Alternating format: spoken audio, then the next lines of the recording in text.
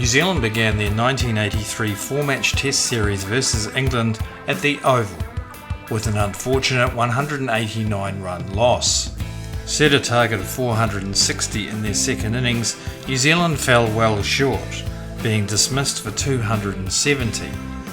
With John Wright and Geoffrey Howarth the only New Zealand batsmen to score any runs of note.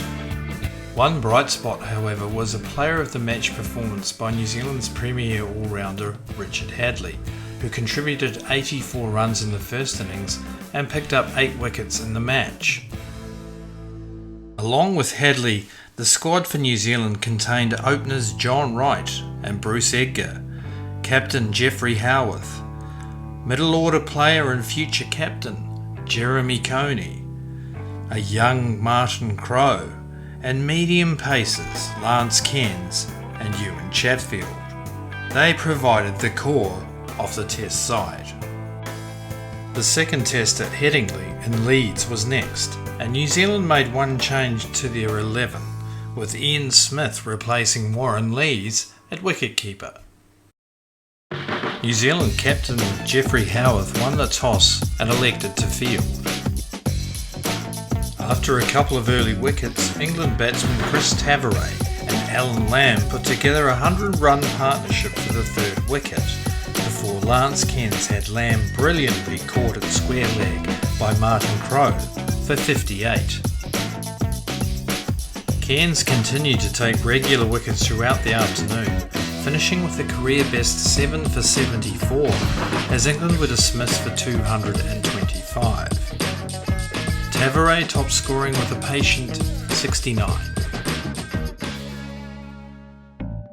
50 minutes into the New Zealand first innings, Bruce Edgar took a nasty blow on the hip from Ian Botham.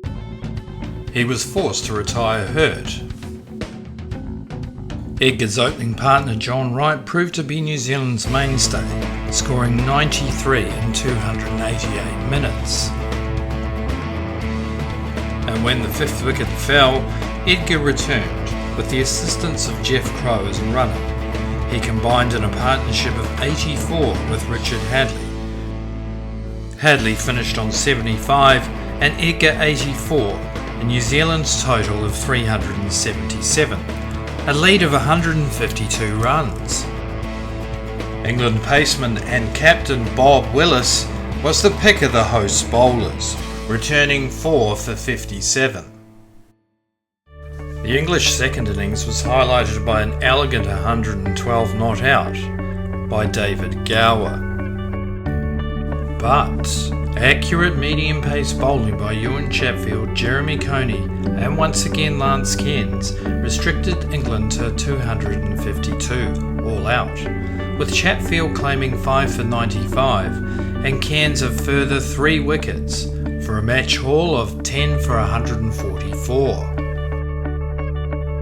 Surprisingly, New Zealand spearhead Richard Hadlee failed to take a wicket in the match, although he did beat the bat constantly. New Zealand therefore required 101 runs to win their first Test in England. After the early loss of Bruce Edgar, Geoffrey Howarth and John Wright combined in a brisk partnership.